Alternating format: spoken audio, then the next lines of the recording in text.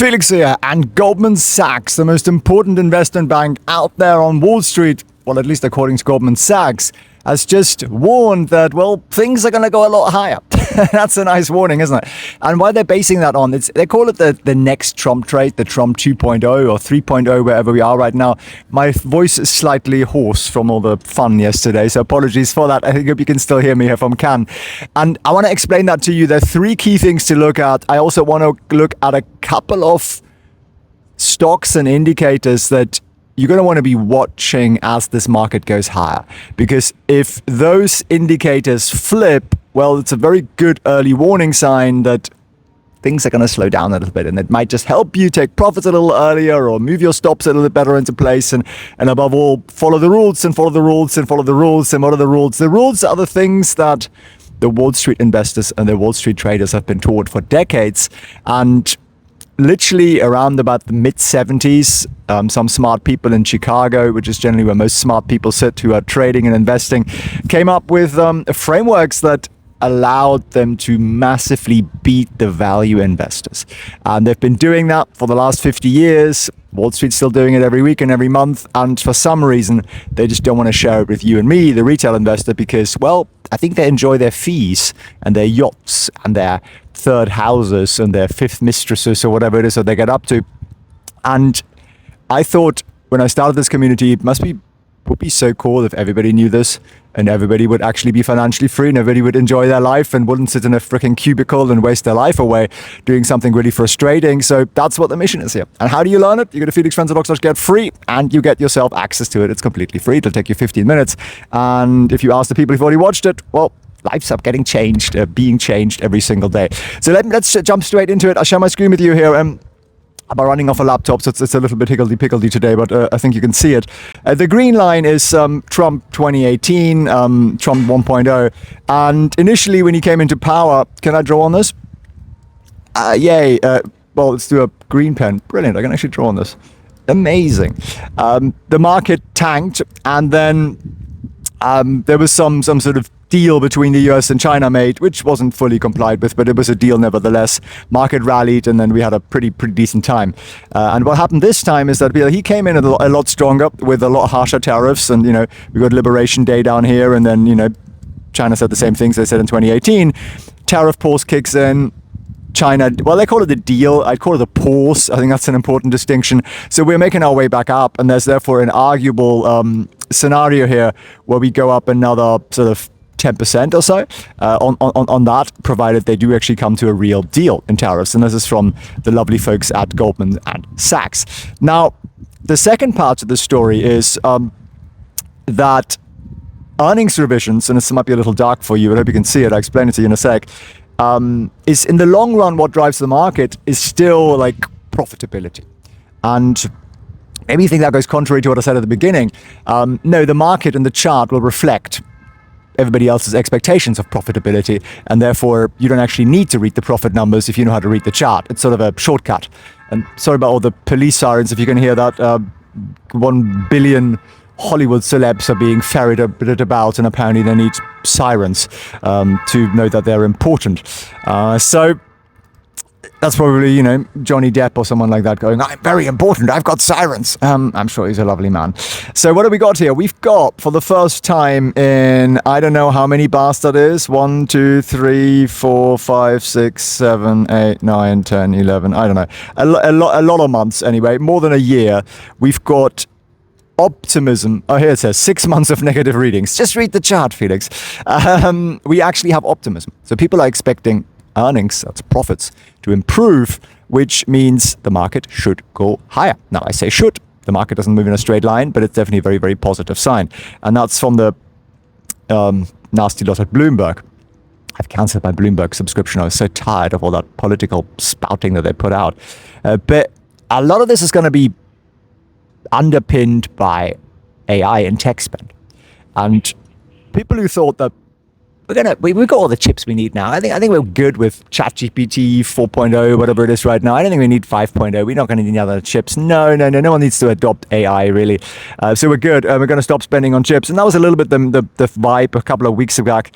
But if you look at this here, the blue box is the amount of money that the United States is expected to spend on generative AI. And I think it doesn't take a rocket scientist to figure out that things are going up like significantly. So they're going to spend not just same amount as last year, they're going to spend more next year and then more again the year after. So who's this good for? Well, the chip space. So first and foremost, NVIDIA. And there are also rumors around a huge Middle East deal around NVIDIA. They're just waiting for US government clearance on that one. And again, those are multi-year deals. And once you supply all the chips, well, A, there's maintenance, there's replacement. There is software recurring revenue, but then also, well, you're going to come up with a new chip in 2 years, which will make the old chip look like a you know, I don't know what, 1923 Ford or something, which it might be beautiful, but won't get you very far. So they're gonna replace those. So it's kind of like almost like a lifetime income. It's amazing, and it's gonna keep this party going for quite some time. But there's always a but, isn't there? Why is there always a but, Felix? I don't know. There were some very large ones at breakfast this morning, tucking into the pancakes. And this is the SPY, right? So we have this beautiful S&P ETF. Sometimes people ask me, why do you look at SPY and not at VU or something? SPY is the most liquid thing. It's what the traders use. VU is more for like investors. There are obviously a bunch of other ones. If you're buying the index, just don't buy SPY. The fees are too high. Buy whatever's got the lowest ETF fee. And if you don't know what the lowest ETF fee is, ask Grok or something. Ask one of the AIs. That's what they're there for. So we've got a really beautiful setup here. We moved above the 50-day moving average line here. We hit above the 150-day moving average line here 4 days ago. Looks like, at least as I'm recording this, today is starting green. Doesn't mean it will end green, but yesterday was a nice, big, beautiful, shiny candle.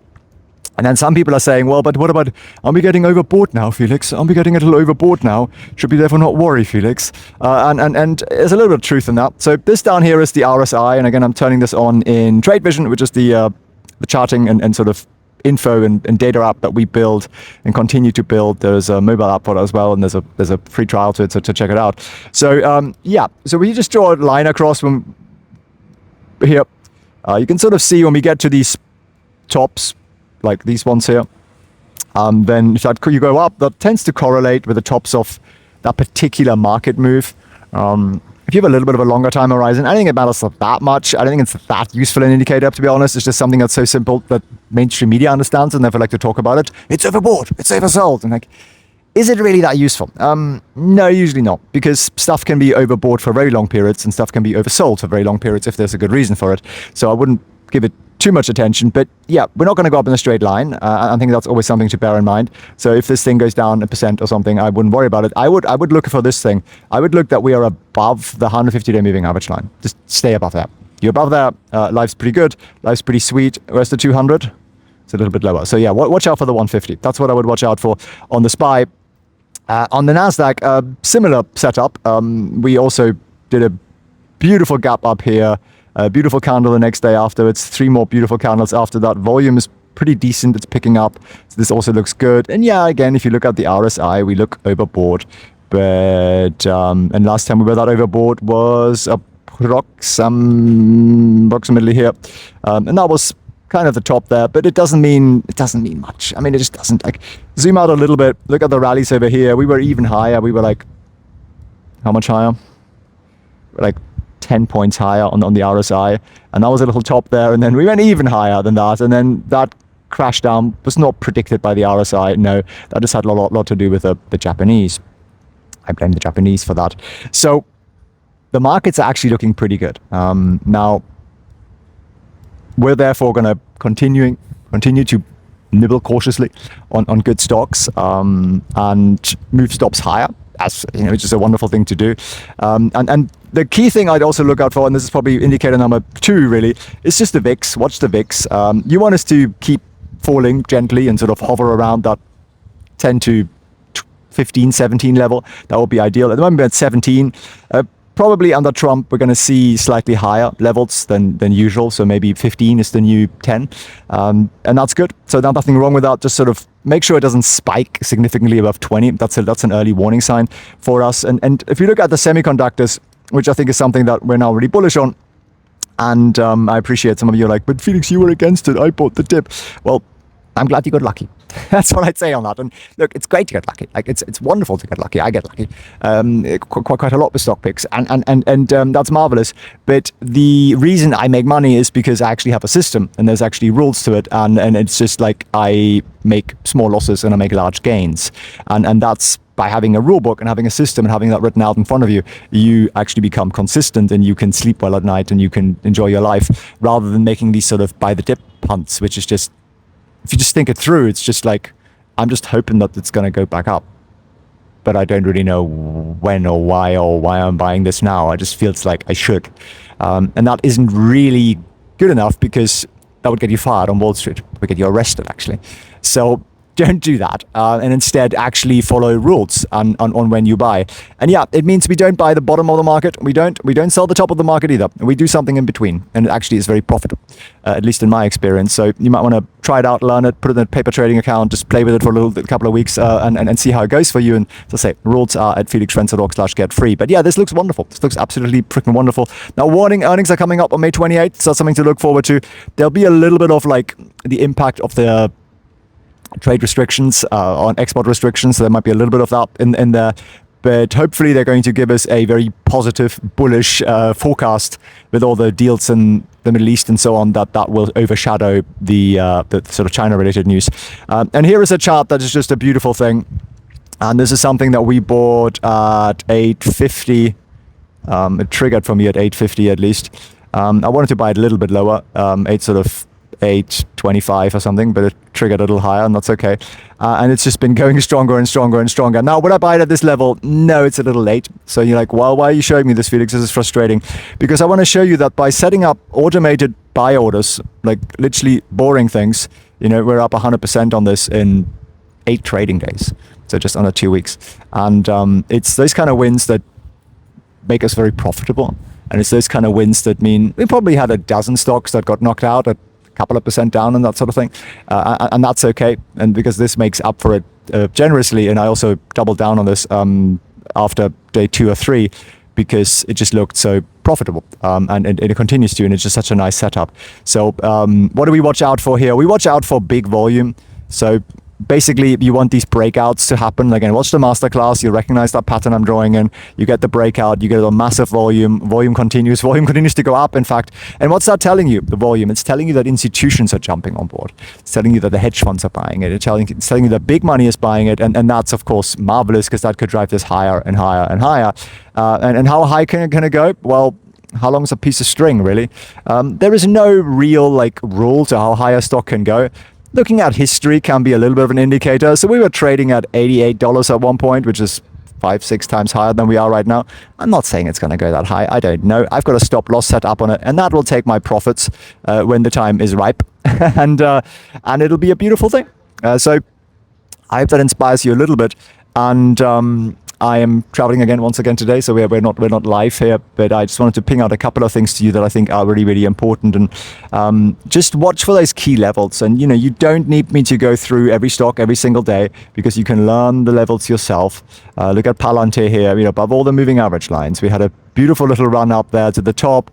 Yesterday's sell-off. What do you notice about yesterday's sell-off? It was a little sell-off, and volume was pretty low on it. Is it a good or a bad thing if a lot of people are, a few people are selling?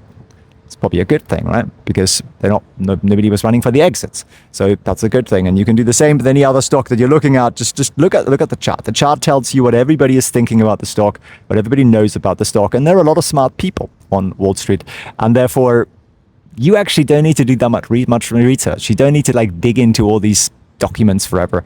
You just need to look at what does everybody else know, and that's usually our edge, because every successful investor and trader out there looks at the same thing. So it's a little bit of a self-fulfilling prophecy, really. So Tesla here looks pretty good. Tiny little dip there yesterday, but at least pre-market we're up again, so I wouldn't worry about that too much. The only thing I'd like to see from Tesla really is I'd like to see a bit of a volume breakout as we're going higher. We're not seeing that, so there isn't really this real steamroller thing behind Tesla yet, which would be institutional money pouring in. So that's obviously a cautious thing. And then we've got all the news out on what all the whales are buying, the Michael Burry's and the Ray Dalios and so on. And I'll probably do a summary of that because I think it's interesting. But remember that they file at the end of the quarter what they did last quarter. So you are now getting to see what they did sometime between January and the end of March. And you're getting to see that in the middle of May. So how useful is that really? That's 6 weeks old, right? So if you're whinging about me showing you a trade that's 2 or 3 days old on YouTube, like the 6 weeks old thing is a little bit late. So I think it's interesting to look at it because obviously they are the big money. But I also would not, I don't think I've ever really acted on that because I always just think, well, I don't even know if they own it now. So because they could have sold it by now, right? And they wouldn't have to tell us until the end of like middle of July or something like that. So I hope you got some value out of this. I am continue to be short term pretty bullish, but as always, cautiously so. There's still a lot of stuff that needs to get sorted out. Taxes, regulation, all the tariff deals need to be done. A lot of positive rumors around that, but we do need to actually see them materialize to get properly bullish.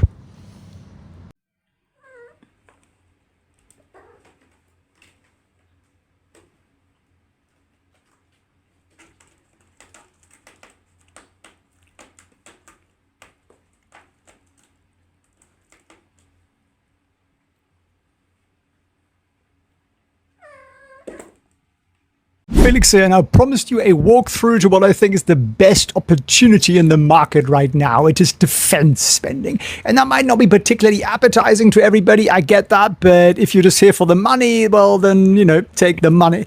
So I've actually got notes on the screen here for you. I'm going to share them with you. You can see exactly what my notes are, and then I'll walk you through